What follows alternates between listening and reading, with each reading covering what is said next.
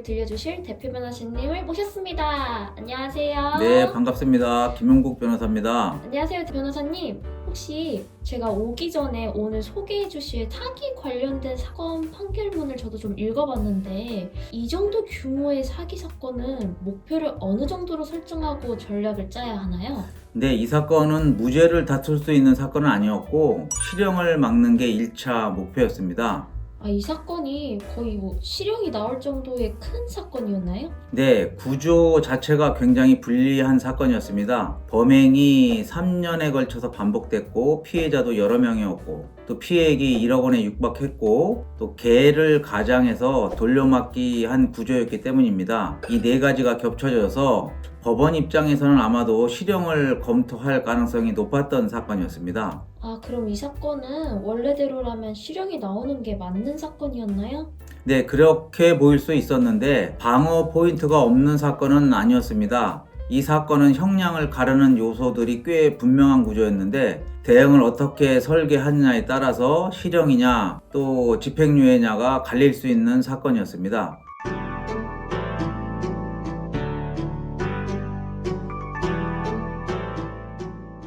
그래서 저희 법무법인 예우는 처음 의뢰인분과 상담을 진행할 때부터 범행은 인정하는 전제로 가고 양형 설계를 제대로 하는 전략을 잡았습니다. 무리하게 이건 사기가 아니다 라고 다투면 오히려 재판부의 신뢰를 잃을 수 있었기 때문입니다. 구체적으로 어떤 걸 하신 건가요?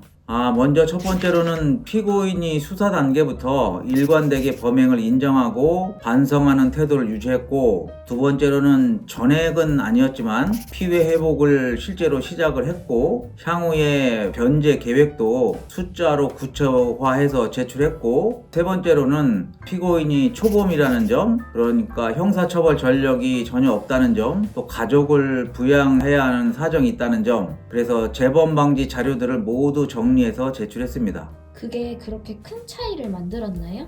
네, 그렇습니다. 이 사건은 그냥 불쌍하다는 사정 몇 개를 내면서 집행유예가 나올 그런 사건은 아니었습니다. 재판부는 실형과 집행유예를 확률적으로 선고하는 것이 아니라 여러 양형 자료들을 참고해서 전체적인 맥락에서 판단하고 또 선고하는 것이기 때문에 판결에 영향을 줄 자료들과 태도를 초기부터 일관되게 해서 재판부에게 전달한 게 결과에 반영됐다, 이렇게 보시면 됩니다.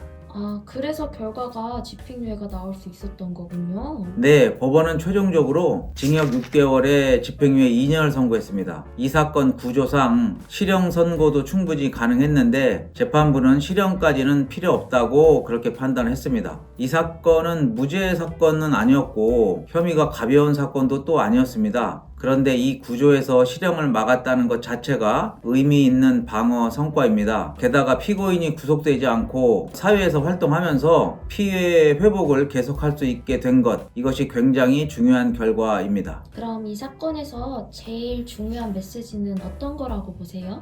때로는 그 사건을 진행하면서 형사사건에서 부인하느냐 인정하느냐를 고민할 것이 아니라 반성하는 태도를 보이면서 피해 회복에 힘쓰는 모습을 보이는 것이 결과적으로는 더 긍정적인 결과를 이끌어낼 수 있다는 것, 이것이 이번 케이스의 가장 중요한 메시지라고 봅니다.